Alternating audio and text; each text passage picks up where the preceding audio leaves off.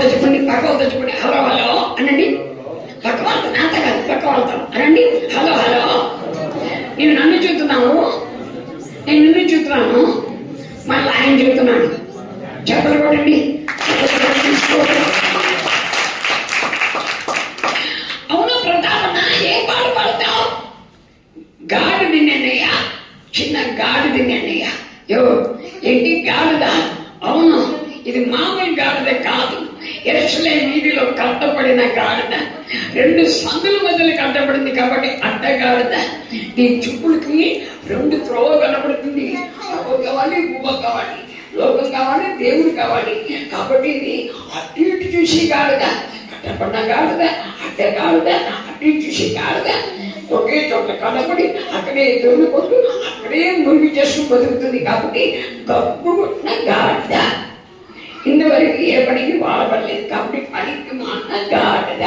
ఈ గాడిద మీరు ఎవరైనా కావాలని కోరుకుంటారా? ఎవరు కోరుకోరు. ఈ గాడిద ఒక అర్థం చూశాడు, ఆయనే మన యేసయ్య. చెప్పలు కొట్టండి.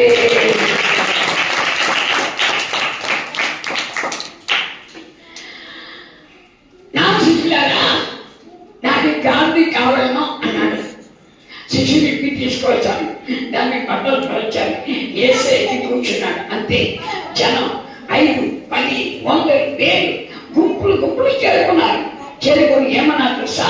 దాని కుమారుడికి హోసన్నా, భయపెట్టి వచ్చేవాడు స్తుతింపండుగాక అని ప్రభువును స్తుతించి కనపరిచి మహిమపడుతుంటే, ఓ ఆ గాడి జీవితంలో ఎక్కడ లేని ఘనత కలిగింది. దేవునికి స్తోత్రం. ఆ గాడిని నడుస్తుంటే దాని కాలు కింద చీరలు పరిచారు, చెట్టు కొమ్మలు నరికేశారు. ఓయమ్మ లబట్టుకుని అనండి, లబట్టుకుని అనండి, అనండి అదే ఓయమ్మ. అక్కడితో చూసావా, అన్న చూసావా? ఆ డబ్బు పెట్టిన గాడిది, పనికి మన గాడిది యేసుని పెంచుకొని దేవి నడిచింది, చీరలు నడిచింది. కాబట్టి మనము యేసుని మోస్తే ఆయన మనల్ని మోస్తాడు. దాన్ని యెరూషలేము వీధిలోకి తీసుకెళ్ళాడు, యెరూషలేము దేవాలయం తీసుకెళ్ళాడు. నా పేరు ప్రతాప. ప్రతాప సరే, ఆ గాలి నింపాడు, యెరూషలేము దేవాలయం తీసుకెళ్ళాడు. ఆ గాలికి నీ కోసం చెప్పు. మా సొంత ఊరు శివకాశి, మా సొంత ఊరు శివకాశి. అక్కడ మా నాన్న హై స్కూల్ 2వ వచ్చాను. మా అమ్మ టీచర్, నాన్న టీచర్. చెప్పండి, అమ్మ నాన్న, పెద్దన్న టీచర్, పెద్దవదిన టీచర్, చిన్న టీచర్, చిన్నవదిన టీచర్. మా డాడీకి 2 అక్కలు ఉన్నారు. అంటే నాకు 2 అక్కలు ఉన్నారు. వాళ్ళు టీచర్, వాళ్ళ పిల్లలు 10 మంది టీచర్. ఇలా టీచర్ వచ్చి పుట్టి అక్కడ నాకు చదువురా. మరి ఏమొచ్చాయా? చిన్నప్పటి నుంచి సినిమాల కథ రాయటం వచ్చి సమయం చాలా వెళ్ళదు చెప్పేవాడిని. సినిమాల కథ రాస్తాని చదువురాక, మార్పు రాక ఇల్లు విడిచి పారిపోయినా. 13 సార్లు పారిపోయినా. ఎన్నిసార్లు? ఎక్కడికి నాకండి అడిగింది, ఎక్కడికి నాకండి? ఢిల్లీ, బాంబే, కలకత్తా, బీహార్, గుజరాత్, ఒరిస్సా, కేరళ, కర్ణాటక, మైసూరు, పులి, ధారవాడ, బెంగళూరు, ఢాకా, బిలారి, దుర్గాపూర్, రూర్కెల, చిత్తూరు, కడప, కర్నూలు, నెల్లూరు, ఒంగోలు, ఏలూరు, గుడివాడ, భీమవరం, ఖమ్మం, వరంగల్. ఈ పట్టణాలన్నీ టికెట్ లేకుండా తిరిగా. మీరందరూ టికెట్ తీసుకుని ట్రైన్ లోపల కూర్చుంటారు కానీ నేను టికెట్ లేకుండా ట్రైన్ టాప్ మీద కూర్చుంటా. అన్ని చివరిగా టైం చాలదు. దీని గురించి 13 సార్లు పారిపోయినా. ఎన్నిసార్లు పారిపోయినాను? 7 సార్లు జైలుకి వెళ్ళాను. ఎన్నిసార్లు? చూస్తే ఇంతే ఉన్నావు.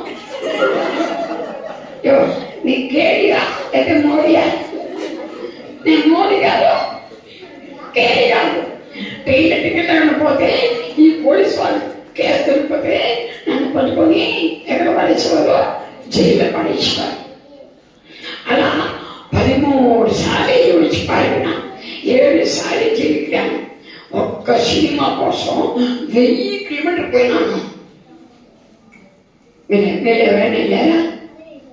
మీరు మనసులో అనుకుంటారు పడిపోయినారా? ఒక సినిమా కోసం 1000 కిలోమీటర్లు పోయింది కాకుండా మమ్మల్ని చూసి 1000 ఒక్క సినిమా కోసం 1000 కిలోమీటర్లు పోయినా.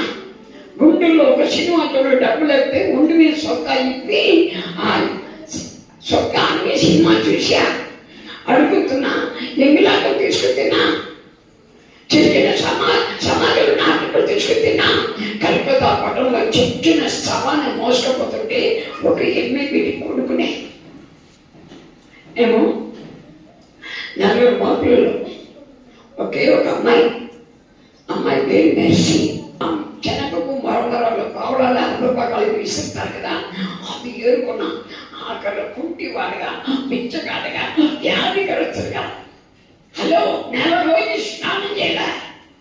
హలో బ్రదర్, హలో సిస్టర్స్, మీకు తలల పేరు తెలుసు, బనీల నిక్కర్ల పేరు కబ్బు కొట్టిపోయి సాగు బతుకులో కొట్టుబడులాడుతుండగా మహారాష్ట్ర బాలలో గబ్బు కొట్టిపోయి నెల రోజు స్నానం చేయించాలి. ప్రభు ఏం మాట్లాడారు, మా అమ్మ నాన్న ఎలా కన్నీరు కార్చారు, మా డాడీ ప్రతిసారి ఏం మాట్లాడారు.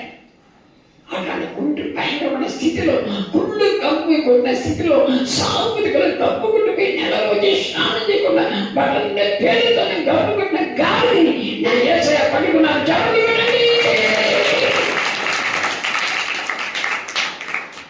నన్ను బాగు చేసి తన సేవలో వాడుకున్నాడు. గబ్బు కొట్టిన గాడిని నన్ను యేసయ్య మసీద్ గాడిగా చేశాడు. దేవునికి స్తోత్రాలు. హల్లెలూయా. విమానాలు తొంగి చూసేవాడిని, ఆకలితో చిరిగిపోయిన బట్టలతో విమానాలు చూస్తూ ఎక్కడన్నా పట్టువాడు అన్నం కట్టుకొని విమానం చుట్టుకొస్తారు. నాకేమో తిండి లేదు, పాత బట్టలు, ఆకలితో ఉంటా, కానీ విమానం చూడాలని ఆశ.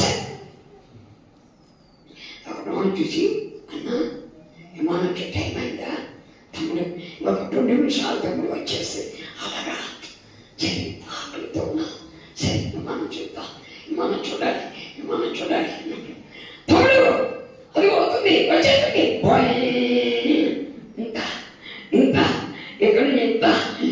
ఇక్కడ నుండి ఎదుటికన్నా ఇంకా కొంచెం పొడిగా ఉంటుంది, దూరంలో చూసుంటుంది. ఒక బస్సు కన్నా చాలా పొడి, చిన్న ఫ్లైట్ అయితే అది దాదాపు భూమిని తాకినప్పుడు 300 కిలోమీటర్లు 350 కిలోమీటర్ స్పీడ్లో తాకుతుంది. అది చూసి 1 2 3 4 5 6 7 8 9 అంతే 9 సెకండ్లే చూసా. దిగుతుంది లాస్ట్ వెళ్ళిపోయింది.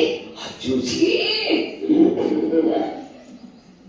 అని చూస్తే అలా చూస్తుంటే దేవుడు నన్ను చూస్తున్నాడు. నన్ను చూసి ఒరే నా పిచ్చి, నా కోడిక, నా బంగారు కొండ, నా ప్రతాప, విమానం తొంగి చూస్తున్నావరా, విమానం ఎక్కిస్తున్నాడు. కాలం గడిచింది. మా అన్న కొడుకు వెళ్ళి వచ్చింది. వాటికి వచ్చేసి కొరియలో పంపించాడు. అప్పుడు బీగంపేట ఎయిర్పోర్ట్ ఉంది. అర్పితాని ఇక్కడ హైదరాబాద్లో అర్పితానికి అమ్మాయి తన కారులో తీసుకెళ్ళి విమానాశ్రయం దించింది. బీగంపేట ఎయిర్పోర్ట్ విమానం ఎక్కాను, 10 రోజులు ఎయిర్పోర్ట్ ఎత్తేసాడు. అప్పటి నుంచి శంషాబాద్ వచ్చింది. ఆ పిల్లలు వేరు చేయాలి, అక్కడ శబ్దం రాకూడదు. ఆ పిల్లలు చిన్నపిల్లలు కదా, శంషాబాద్ ఎయిర్పోర్ట్ వచ్చాక అప్పటి నుంచి ఇప్పుడు వరకు 25 సార్లు విమానాలు తొంగి చూసి గబ్బు కొట్టి అడుగు తిని 7 సార్లు చేరిపోయి నన్ను యేసయ్య 25 సార్లు ఇచ్చాడు. ఇప్పుడు నేనేం చేయాలి? అందుకే జీవితం అంతా యేసయ్యను మోసే గాడిగా తీర్మానించుకున్నాను. ఎక్కడ పోయినా ఆ పాట పాడకుండా వాక్యం చెప్పాను. కష్టపడిన గాడిద, అడ్డ గాడిద, అటు చూసే గాడిద, గబ్బు కొట్టిన గాడిద నన్ను యేసయ్యను మోసే గాడిగా చేశాడు. దేవుడికి స్తోత్రం. ఇప్పుడు చెప్పండి, నేను ఎవరిని? గాడిదని ఉండదు. గాడిని లేకపోతే రానిస్తారు. అక్కడికి చట్టపల్లి రానిస్తారా? ముందా కాబట్టి తీసుకోబోతే కానిస్తారు. గాడిని కాదు, యేసయ్యను మోసే గాడిది. ఎవరు మోసే గాడిది?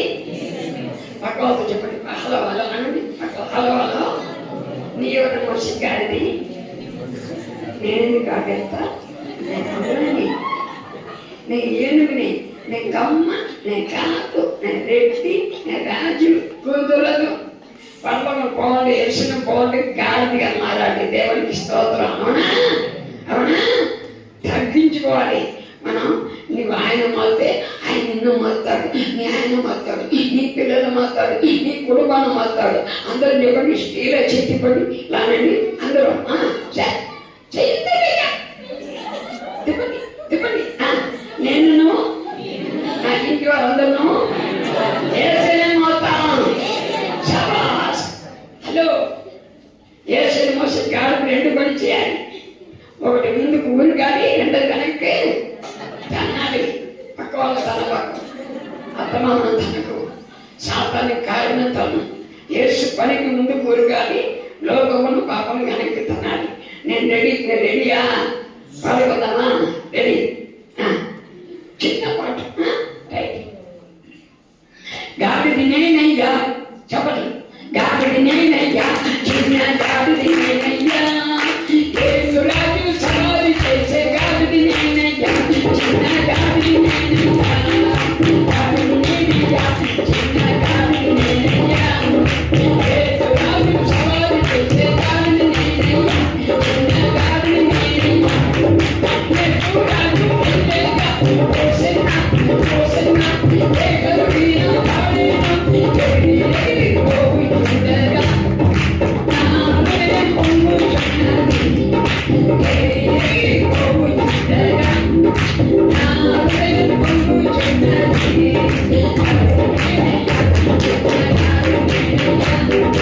యేసురాజు సవారి చేసే గాడిది నేనయ్యా, చిన్న గాడిది నేనయ్యా.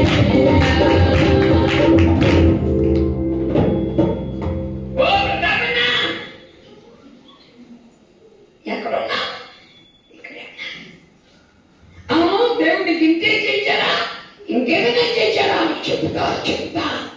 తమిళనాడు పుట్టి తమిళనాడు పెరిగి నన్ను దేవుడి తమిళనాడు, ఆంధ్ర, తెలంగాణ మొత్తానికి ఏకైక కవి ఒక్కనే క్రైస్తవ కవి. నేను ఇన్స్టాగ్రామ్లో చూసినా, ఫేస్బుక్లో చూసినా, యూట్యూబ్లో చూసినా వచ్చే కవితలన్నీ నాదే. దేవునికి స్తోత్రం. హల్లెలూయా. నేను బైబిల్ దేవుని కృప చేత ఇప్పటికి 116 సార్లు పూర్తి చేశాను పని. అయితే దేవుని చిత్తమైతే ఏప్రిల్ రోమ్లో బైబిల్ 117 సార్లు పూర్తి చేయాలని ప్లాన్ చేసుకుంటున్నాను. ఇదన్నీ మీకు యూట్యూబ్లో మీరు చూడవచ్చు. మా పాస్టర్స్ మీటింగ్, మా టూర్లు, మా మీటింగ్స్, మా కవితలు అన్నీ యూట్యూబ్లో ఉన్నాయి. బ్రదర్, ఏ పని అనండి అనండి. ఇదే నేను చేయకూడదు అనుకోండి, ఇలా కట్టుకోండి చేతిని అనండి. ఏ పని అనండి. ఇదిగో నేను ఉన్నాను, స్వయం అక్కడికి వచ్చేస్తా.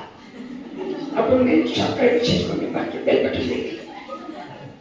వండుకున్నాడు ఒక్కొక్కరు, దండుకున్నాడికి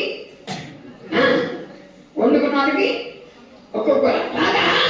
తెలుసా మీకు? రాదా? వండుకున్నాడికి ఒక్కొక్కర, దండుకున్నాడికి 4 కోళ్ళు. అన్ని యూట్యూబ్లో వస్తున్నాను. ఏ ప్రతాపంగా 100 మంది వస్తున్నాను నేను. అవన్నీ నా ఛానల్ కాదు. ఏ ప్రతాప్ పక్కన ఒక సెట్ ఆఫర్ చేసుకుని ఉంటాను. అదే ఏ ప్రతాపం అన్నప్పుడు 300 మంది ఉంటారు. అది చూసి సపరేట్ చేసుకోండి.